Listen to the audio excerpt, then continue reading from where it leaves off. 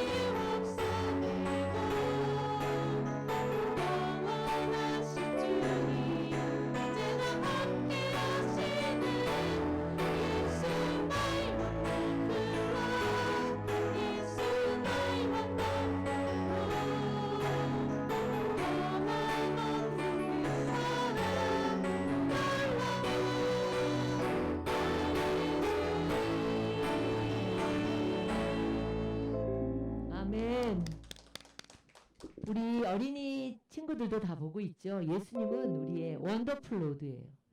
예수님은 마이 원더풀 로드. 이 찬양을 집에서 우리 가족들이 다 같이 많이 부르시기 바랍니다.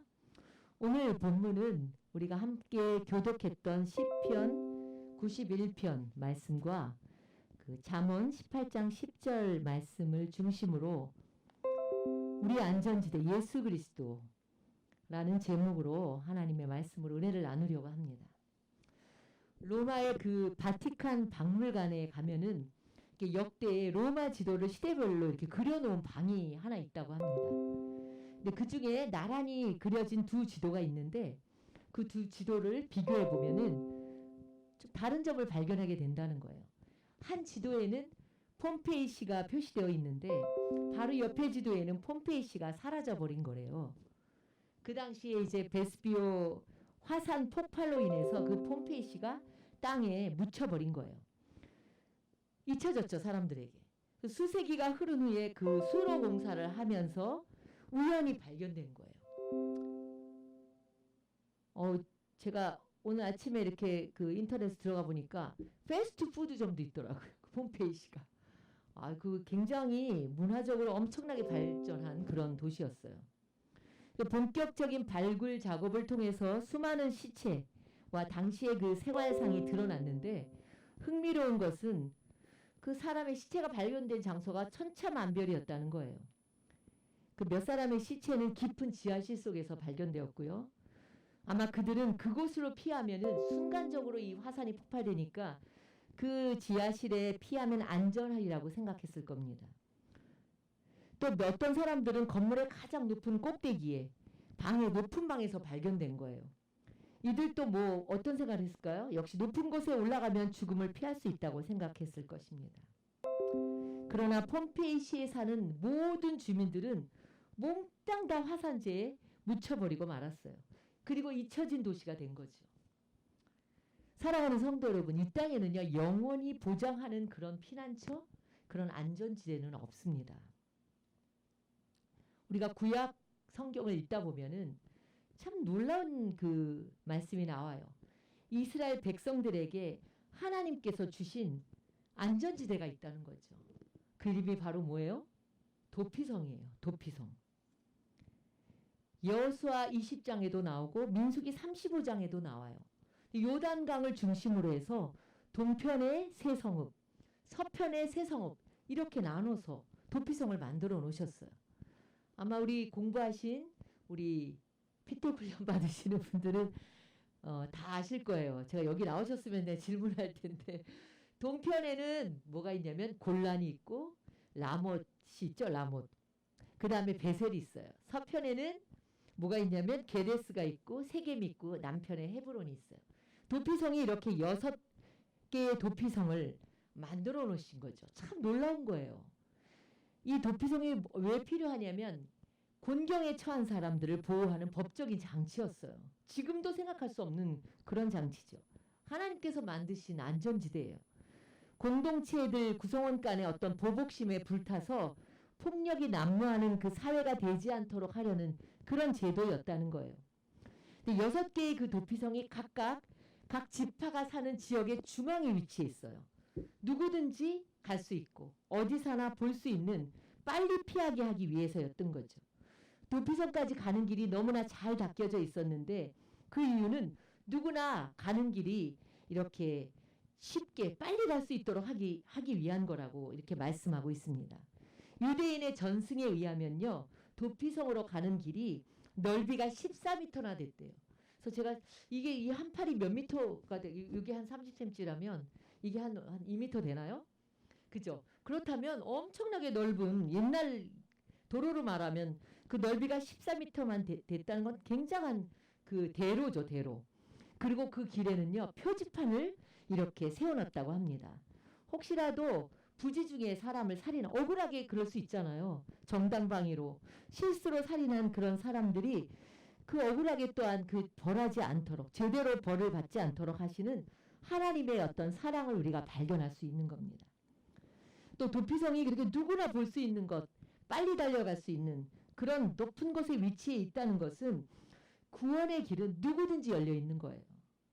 누구든지 볼 수 있고 달려갈 수 있고 열려 있는 길임을 우리가 알 수 있는 거예요. 그래서 내가 정말 몰라서 구원받지 못했다라는 이야기를 할 수 없을 정도로 온 세상 곳곳에 하나님께서 이 구원의 길을 열어놓으신 거죠. 교회는 도피성이에요. 교회는 안전지대예요. 여러분의 안전지대는 어디입니까? 학교를 가다 보면 요즘은 스쿨존 막 이렇게 되어갖고 갑자기 뭐예요? 30km 확 줄여야 돼요. 요즘은 굉장히 모든 거를 속도를 줄이게 했는데 특별히 스쿨존 앞에 가면 30km가 넘으면 계속 이렇게 소리가 나죠. 그런 것처럼 여러분의 안전지대는 어디입니까? 저희 어머니가요. 참 제가 놀라운 경험을 했어요. 어머니가 이제 돌아가시기 전에 마지막에 곡기를 끊으시더라고요. 점점 이제 정신이 쇠약해지셔서 사람을 알아보지 못해요. 그런데 그날 이제 갔는데 엄마 이렇게 부르는데도 절대로 저를 알아보지 못하는데 엄마가 부르는 이름이 있었어요. 계속 엄마를 부르는 거예요. 우리 엄마. 딸이 아닌 엄마 계속 부르는 거죠. 허공을 보고 엄마를 찾는 거예요. 엄마야 여기 있어. 엄마 계속 부르는 거예요. 근데 제가 참 슬프기도 하면서도 이게 무슨 의미일까? 인간의 그 마지막에 그 부르는 이름이 엄마라는 거죠. 인간의 가장 원초적인 관계가 엄마의 관계인 거예요. 우리가 모태에서부터 나왔잖아요. 그래서 심리학에서 보면 모든 관계의 출발이 어머니와의 엄마로부터예요. 엄마의 관계로부터 출발한다. 형성된다고 이렇게 봅니다. 그래서 애착이라는 말이 우리가 무슨 애착관계 그럼 농담을 뭐 애착 이렇게 얘기하는 게 아니에요. 이거는 가장 가까운 사람. 특히 우리로 말하면 엄마와의 정서적인 유대관계를 의미하는 거예요.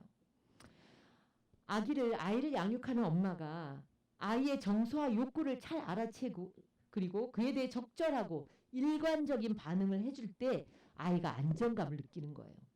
그 안정된 관계 속에서 아이가 마음을 놓게 되는 거죠.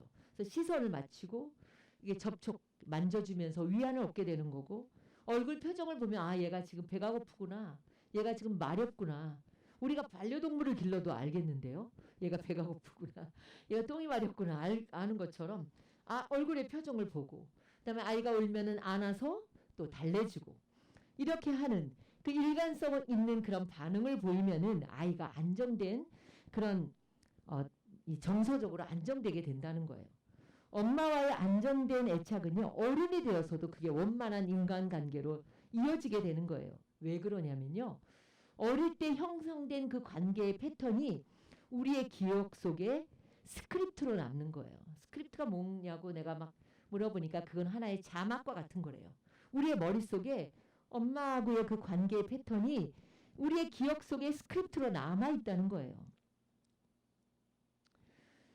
우리가 이제 높은 산이나 남극 탐험을 하고 이럴 때 그 원정대가 제일 먼저 휴식을 취하고 만반의 준비를 하고서 떠나는 거예요. 그냥 떠나는 게 아니에요. 여기서 막 이제 떠나지만 그냥 가는 게 아니에요.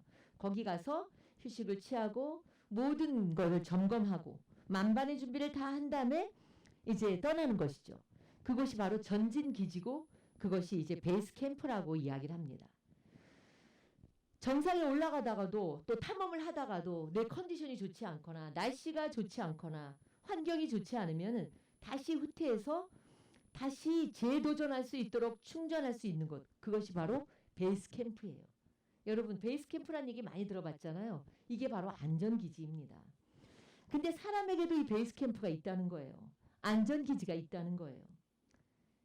살아가면서 너무나 힘들고 정말 위로가 필요하고 그럴 때 나에게 그 사람을 찾아가면 나에게 위로를 주고 힘을 주는 사람이 있다.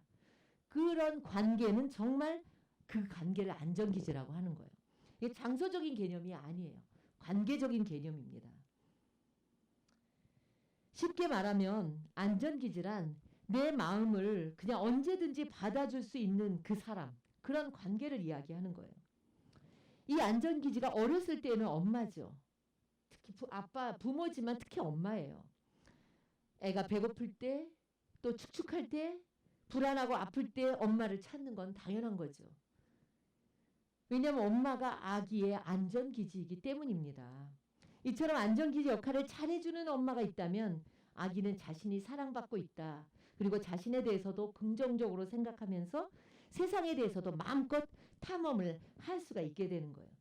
그런데 이 안전기지가 불안하거나 신뢰가 없을 때에는 특별히 공포스러울 때에는 아이들이 어때요? 불안하고 짜증을 내거나 부모를 피하거나 혼란이 오기도 한다는 거예요. 예를 들면 이런 거예요. 엄마가 아기를 따뜻하게 안아주고 위로해주지 않을 때 아이는 점점 그렇게 할 때 그런 경험을 할수록 엄마를 기대하지 않는 거죠. 엄마가 안전기지가 더 이상 돼주지 못하는구나 이렇게 생각하는 거예요. 또 어떤 엄마는 또 아기를 어떤 때는 막 하다가 어떤 상황에는 내 기분 나쁘면 아야 반응이 없고 이러면은 어때요? 아이가 불안해지고 짜증이 나는 거예요. 엄마가 아니 이거 뭐야 우리 엄마 혼동이 오는 거죠. 또 이제 가장 심각한 건 엄마가 아플 때, 또 너무 바쁠 때, 그리고 아이를 학대할 때 이럴 땐 아이는 엄마에게 마음의 위로를 받을 수가 없는 거예요. 심한 혼란을 느끼는 거죠. 엄마를 의지하고 싶어도 의지할 수 없기 때문에 그 마음의 구멍이 뻥 뚫리는 거예요. 정서적으로 구멍이 뻥 뚫리는 거예요. 그래서 이상한 행동이 나타나는 거예요. 엄마들은 보통 얘가 왜 그러는지 모르겠어요. 내가 그렇게 잘해주고 모든 거 다 해주는데 얘가 왜 이런 행동을 하는지 모르겠어요 라고 이야기할 때 우리가 생각할 때 이 정서적인 부분에서 구멍이 뚫린 거죠. 말 그대로 엄마와의 관계 속에서 혼란스러운 거예요. 혼란스러운 거. 여러분 아동학대의 80% 이상이 가정에서 행해지고 있습니다. 놀랍잖아요. 정인이 사건을 보세요. 물론 입양한 아이라고 하지만 입양하지 않았어도 깨어진 가정들이 다시 이제 결혼을 하고 재결합을 해서 의붓 엄마 사는 거 얼마나 아이들에겐 불행한 건지 알 수 없어요. 가정학대의 80%가 가정에서 이루어진다는 거예요. 아동학대에 밖에서 이루어지는 게 아니라는 거죠. 언어 학대가 얼마나 많아요? 신체 학대가 얼마나 많아요? 이 정신적으로 학대하는 것들 얼마나 많은지 알 수 없습니다. 근데 어릴 때부터 이렇게 학대를 경험한 아이들은 돌아갈 안전기지가 없는 거죠. 부모로부터 학대를 받으니까. 그래서 이 아이들이 불안하고 방황하게 되고, 그래서 결국은 커서도 그 아이들에게 정서적으로 건강하지 못한 겁니다. 그럼 뭐 이렇게 목사님 어릴 때 자꾸 얘기를 하세요? 이렇게 얘기하죠. 그러나 이게 사실은 이 관계가 아까도 말씀드렸던 것처럼 그 사람의 머리에 기억 속에 남는 거예요. 그래서 평생을 그게 그대로 자막처럼 남아있기 때문에 사람을 관계할 때 그렇게 하는 거예요. 근데 이게 더 심각한 거는 어른이 되어서 인간 관계에도 영향을 미치지만 하나님과의 관계에서도 영향을 미친다는 게 이게 참 놀라운 거죠. 자, 안정된 애착 유형을 가진 사람들은 하나님과 관계에 있어서도 어떠냐면 힘든 일이 생겨도 굳건히 잘 견뎌내요. 고통 속에서도 긍정적으로 일을 해결할 수 있는 힘을 갖고 있습니다. 근데 반대로 그렇지 못한 사람들은 불안해요. 작은 어려움이 와도 불안해요. 적응하는데도 많은 문제가 있어요. 관계 속에서도 굉장히 어려움에 놓일 가능성이 많습니다. 왜 그래요? 아까 얘기한 것처럼 내적으로 이 관계가 패턴이 딱 이렇게 되어 있다는 거예요. 이거를 이제 그런 용어로 심리학 용어로 내적 작동 모델이라고 합니다. 좀 어려운 말이긴 하지만 그 패턴이 내 안에 있는 거예요. 머릿속에 내 마음속에 딱 되어 있어서 어른이 되어도 영향을 미치는 거예요. 사람 관계도 가만히 보면 어떤 사람은 친구 만나도 그 친구가 다른 친구를 만나는 꼴을 못 봐요. 그죠? 계속 집착하는. 그것도 문제가 있는 거죠. 또 어떤 사람은 계속 사람들을 이렇게 피하는 사람. 그것도 가만히 잘 생각해 보면 그 어떤 그 관계 유형 패턴이 그렇게 된 거죠. 뭔가에 상처를 받거나 그럴 때 사람들을 회피하는 거죠. 제가 이런 사람 봤어요. 어떤 되게 똑똑한 사람이에요. 그런데 하루라도 교회로 오지 않으면 굉장히 불안해하는 성도를 봤어요. 그 사람이 어느 날 늦잠을 자다 새벽 기도를 놓쳤어요. 하루도 빠지지 않는데. 그러니까 불안해서 직장이 있는데도 불구하고 점심시간을 이용해서 택시를 타고 교회 앞마당에 와서 거기서 서성거리다가 그래야 좀 안정이 되니까 그러다가 가는 모습을 본 적이 있습니다. 또 어떤 사람은 어떠냐면 교회 생활에 들어오지 못해요. 왜냐하면 상처받을까 봐.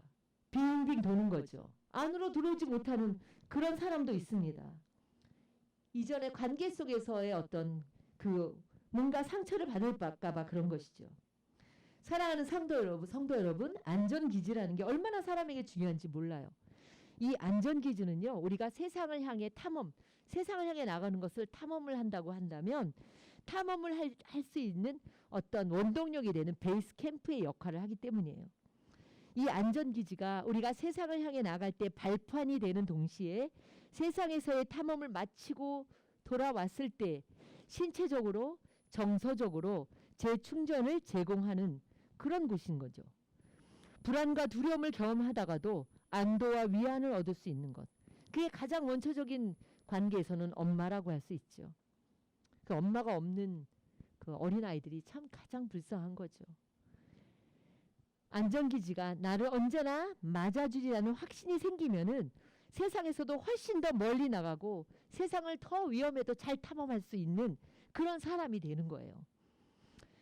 아이들이 사춘기가 오면 밖으로 도는 아이들이 있어요. 밖에 나가서 뭘 하고 자꾸 밖에 나가요. 물론 친구가 또래가 좋긴 하지만 집을 좋아하지 않는 사람들. 이건 뭐예요? 집이 편안하지 않은 거예요. 안전기지가 되지 않고 있는 거죠. 사랑하는 성도 여러분, 여러분을 언제든지 받아줄 안전기지가 있습니까? 사람은요, 누구든지 세상을 살아가면서 누구든지 자기만의 안전기지가 필요합니다. 이런 안전기지가 없는 사람은 삶이 불안하고 공허하고 힘들고 어려워서 이겨내기가 어려운 것이죠. 사람이 왜 자살할까요? 이런 얘기 하더라고요. 어머, 그 사람 정말 너무나 참 착하고 오면은 늘 인사하고 너무 이렇게 사람들한테도 잘했는데 어느 날 자살해버린 거죠. 신문에 난 거죠. 유명한 사람인데 왜 그런지 모르겠어요. 이렇게 얘기를 해요. 사람이 자살하는 이유는 세상에 더 이상 나에게 안전기지가 없다고 느끼기 때문입니다. 이제 이런 사람들이 있어요. 내가 바다를 한 번씩 갔다 오면 내가 마음이 막 힘들다가도 편해진다. 그래서 난 바다를 간다. 아니 나는 여행을 가면 내가 그 스트레스가 풀리기 때문에 여행을 갔다 오면 내 마음이 좀 정리가 된다. 굉장히 좋아요. 그러나 이것도 이 안전기지라고 할 수 있지만 잠깐이죠. 잠깐의 괴로움을 없애주지 그것이 우리에게 아주 확실한 안전기지가 되지는 못한다는 거예요. 안전기지는요. 우리의 긴장된 우리의 몸과 마음이 이완되는 곳이에요. 내 모습 그대로 나를 품어주고 받아주는 거예요. 그래서 교회도 긴장이 되면 안 돼요. 교회에 오는데 막 더 막 긴장을 해갖고 와서 이렇게 힘을 딱 주고 깁스를 하고 와서 있으면 그거는 안전기지가 아니죠. 그건 무슨 세상에 나가는 무슨 전쟁터지 그게 안전기지가 아니죠. 교회는 편해야 돼요. 주님의 품 안에 안겨있는 내 모습 그대로 나를 품어주고 이렇게 받아주는 곳이어야 되는 것이죠. 우리가 집에 오면은 우리의 모든 긴장이 풀리고 그리고 이제 아무렇게나 하고 있잖아요. 마음에 쉼을 주고 몸과 마음이 이완되는 것이에요. 자녀들에게도 집에서도 너무 긴장되는 그런 곳이 되면 안 된다는 거죠. 그러면 이렇게 목사님 그러면 어릴 때 부모가 일찍 돌아가셨거나 어떤 부모가 너무 좀 이렇게 정서적으로 문제가 있어서 사랑을 받지 못한 사람들은 그럼 안전기지가 없어서 그렇게 불행하게 살아야 됩니까? 이렇게 얘기할 수 있죠. 절대 아니라는 거예요. 커서도 신뢰할 만한 안전기지를 둔다면 그 인생이 달라질 수 있다는 거예요. 그런 사람들은 부모가 아닌 제2의 안전기지가 있는 제2의 인물이 있는 거예요. 그게 스승일 수도 있고 그게 상담가일 수도 있고 그게 뭐예요? 할머니 할아버지일 수도 있고 가장 좋은 건 또 예수님일 수도 있지. 예수님. 또 아주 좋은 신뢰할 만한 목회자일 수도 있는 거죠. 그 제2의 안전기지가 있는 사람은 아무리 커서도 삶이 달라질 수 있는 거예요. 한번 성경을 보겠습니다. 성경에 나오는 그 관계 중에서 모르드게와 그리고 에스더의 관계를 보면 우리가 알 수 있습니다. 에스더가 삼촌 밑에서 자랐어요. 모르드게가 삼촌이에요. 엄마 아빠가 일찍 돌아가셨죠. 그래서 삼촌 모르드게 밑에서 자랐지만 페르시아라는 강대국의 왕비가 되었어요. 왕비가 되어서도 그 이스라엘이 위기에 빠졌을 때 나라가 아주 정말 위기에 빠졌을 때 담대하게 그 나라를 건질 수 있는 그런 사람이었어요. 이 삼촌이 부모보다 훨씬 더 좋은 제2의 안전기지가 된 것이죠. 우리가 복잡하고 변화많은 세상 속에서 우리의 마음의 평안을 줄 안전기지가 여러분 있습니까? 세상에는 없어요. 세상의 안전기지는 늘 변해요. 부모도 우리 곁에 늘 계실 수는 없습니다. 우리가 믿었던 안전기지들은 하나둘씩 무너져 가기 마련입니다. 그러나 우리에게 확실한 안전기지가 있는 거예요. 바로 예수 그리스도, 예수님은 우리의 확실한 안전기지인 거예요. 마태복음 11장 28절에 수고하고 무거운 짐진 자들아 다 내게로 오라 내가 너희를 쉬게 하리라 이렇게 말씀하셨어요. 이 말씀 한 절만 봐도 얼마나 우리에게 힘을 주고 쉼을 주시는지 알 수 없습니다. 우리 교회의 성경 구절 아닙니까? 힘 있는 교회 성경 구절이죠. 경쟁하거나 경직된 것이 아니라 그냥 내 마음을 내 있는 모습 그대로를 내려놓을 수 있는 그곳이 바로 안전기지인 것입니다. 다윗은 참 험악한 인생을 살았어요. 다윗이 물론 왕이었지만 다윗의 일생이 한 번도 마음 편한 적이 없었어요. 언제나 쫓겨다니는 인생, 사울 왕에게도 쫓겨다녔고 아들에게도 쫓겨다녔고 뭐 한 번도 편한 적이 없었죠. 형제들이 많았지만 늘 들에서 양을 치고 참 고달픈 인생이었어요. 그러나 다윗에게는 확실한 안전기지가 있었다는 거죠. 언제나 힘들고 고달플 때마다 그는 그 확실한 안전기지인 주님께로 나갔다는 거예요. 다윗의 시편을 보면 끊임없이 고백해요. 주님은 나의 피난처, 나의 산성, 나의 피할 바위, 나의 방패, 열 몇 가지로 계속 그렇게 고백하는 것을 볼 수 있습니다. 사랑하는 성도 여러분, 너무 많이 지치고 때로는 괴롭고 또 외롭고 이럴 때 나를 정말 반겨줄 여러분의 안전기지가 있습니까? 여러분 다람쥐 보시잖아요. 다람쥐. 제 별명이 다람쥐예요. 돌아서면 잊어버린다고 다람쥐인데 다람쥐인데 이 다람쥐는요 작지만 절대로 맹수에게 잡히지 않는데요. 다람쥐에게는 기발한 호신책이 하나 있는데 사나운 짐승이든지 어떤 자신을 막 공격해오는 그런 동물들이 습격해오면은 다람쥐는 잽싸게 바이팅으로 들어가 버린다는 거예요. 그래서 아무리 사납고 강한 동물도 바이틈에 숨긴 다람쥐를 어때요? 잡아낼 도리가 없는 거예요. 이 작고 약한 다람쥐에게는 이 바위틈이 뭐예요? 천연의 요새고 천연의 안전기지고 천연의 피난처인 거예요. 사랑하는 성도로 요즘처럼 코로나로 이렇게 불안한 시대에 안전한 곳이 어디 있어요? 안전한 것이 없어요. 나를 스쳐 지나가는 사람 중에 수많은 사람들을 만나는데요. 그러나 우리가 언제나 명심해야 되는 것은 주님이 우리의 안전기지인 겁니다. 주님 안에서, 주님의 사랑 안에서, 주님의 말씀 안에서, 주님의 약속 안에서 우리가 주님을 신뢰하고 주님 안에서 평안을 얻고 주님이 주시는 그 쉼을 얻어야 하는 것이죠. 누가복음 15장에 보면 탕자 이야기가 나옵니다. 한 아버지에게 두 아들이 있었어요. 그 첫 아들은 그냥 열심히 이렇게 살았죠. 둘째 아들은 견디다 못해 아버지에게 내 유산을 달라. 그리고 외국에 나가서 살았어요. 돈을 다 탕진했어요. 이젠 더 이상 뭐 돈도 없죠. 뭐 어떻게 정말 돼지 쥐염 열매를 먹을 정도로 비참했죠. 그런데 이 위기 상황 속에서 가장 먼저 생각난 것이 아버지였다는 거예요. 아버지에게로 돌아가야 되겠다. 이 탕자는요, 아버지가 언제든 돌아갈 수 있는, 내가 비록 다 탕진하고 거짓골이고 그래도 아버지가 언제든 돌아갈 수 있는 그 탕자에게는 안전기지였기 때문입니다. 염치가 없어도 죄를 지어도 언제든 내가 돌아가면 나를 받아주고 용서해줄 그곳, 그 사람, 그것이 안전기지인 거예요. 찬송 1절만 한번 불러볼까? 너무 시간이 많이 갔지만 1절만 불러보도록 하겠습니다.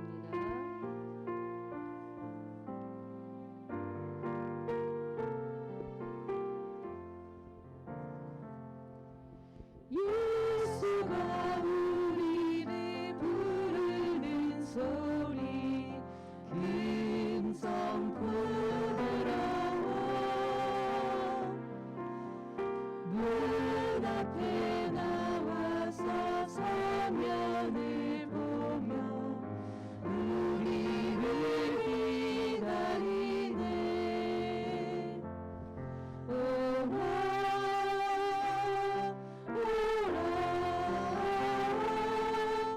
방황치 말고 오라 주 있는 자들아 이리로 오라 주 예수 앞에 오라. 제가 이런 이야기를 들었습니다. 아이들이 이제 놀이터에 나가서 모래를 가지고 하루 종일 놀죠. 저녁이 돼요. 이제 밥을 먹을 저녁 시간이 돼요. 해가 뉘엿뉘엿 넘어가고 저녁 시간이 되면 엄마들이 부르는 거죠. 누구야? 누구야? 이렇게 부르면 하나둘씩 엄마의 목소리를 듣고 들어가요. 나 이제 잘 있어. 나 들어간다. 들어간다. 이렇게 들어가요. 밥 먹어라. 이러고 부르는 거죠. 그런데 엄마가 없는 아이가 있었어요. 할머니가 기른. 할머니가 불러주시면 좋을 텐데 그 아이는 아무리 기다려도 엄마가 불러주지 않는 그 아이. 그래서 자기가 혼자서 놀다가 모래를 툭툭 털고 집으로 들어갔죠. 그 아이가 커서도 늘 저녁이 되면은 그 마음이 허전하다는 거죠. 해가 뉘엿뉘엿하면은 다른 아이들이 엄마가 누구야 누구야 부르는 소리를 들으면서 자기는 불러줄 엄마가 없는 거죠. 그래서 어른이 돼서도 그 마음이 늘 허전하고 이게 해가 뉘엿뉘엿 할 때마다 자기는 좀 이렇게 늘 마음이 공허하다 이런 이야기를 하는 거를 들을 수가 있었습니다. 사랑하는 성도 여러분, 이렇게 중요한 거예요. 안전기지. 에베레스트 산을 올라가는 클라이머들 있죠. 그 클라이머들이 대체로 2,000m 정도의 베이스 캠프를 친대요. 그런데 언제부턴가 누군지 그 사람부터는 왜 2,000m에다 베이스 캠프를 해? 4,130m에다 베이스 캠프를 차린 거죠. 하나를 더. 이제 밑에 1 베이스 캠프가 아니라 2 베이스 캠프를 차리기 시작한 거예요. 그부터 놀라운 변화가 있었던 거예요. 2000m 베이스 캠프를 차렸을 때에는 1년에 정상까지 그 올라가는 것에 성공한 클라이머가 9명이었다면 4130m의 베이스 캠프를 차리면서부터는 정상까지 그 올라가는 것에 성공한 사람이 클라이머가 23명이나 됐다는 거예요. 그 에베레스트 등정에 성공하기 위해서 가장 중요한 요소가 강인한 체력도 아니라는 거죠. 좋은 장비도 아니라는 거예요. 물론 다 필요하겠죠. 누구나 다 좋은 장비를 가지고 가고 그 에베레스트를 가기 전에 그 유명한 사람이죠. 유명한 우리 그 등산가가 얘기를 하는데 자기는 도봉산을 그렇게 많이 그러니까 엄청나게 이렇게 체력을 기른다는 거죠. 그런데 그거보다 더 중요한 게 가장 높은 곳에 안전기지를 설치하는 일이라는 거예요. 그 높은 곳에 베이스 캠프를 설치하는 것. 이게 굉장히 중요하다는 거예요. 여러분, 여러분의 인생에서 더 높이, 더 멀리 가기 위해서는 베이스 캠프를 높은 곳에 설치해야 합니다.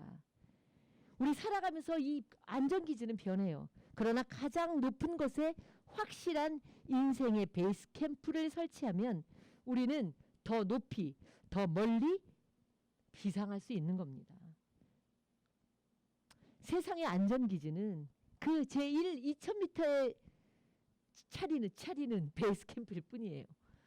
확실한 예수 그리스도 4000m, 6000m 훨씬 더 높은 곳에 우리가 안전한 확실한 베이스 캠프를 설치하면 우리는 훨씬 더 쉽게 정상까지 올라갈 수 있다는 거예요.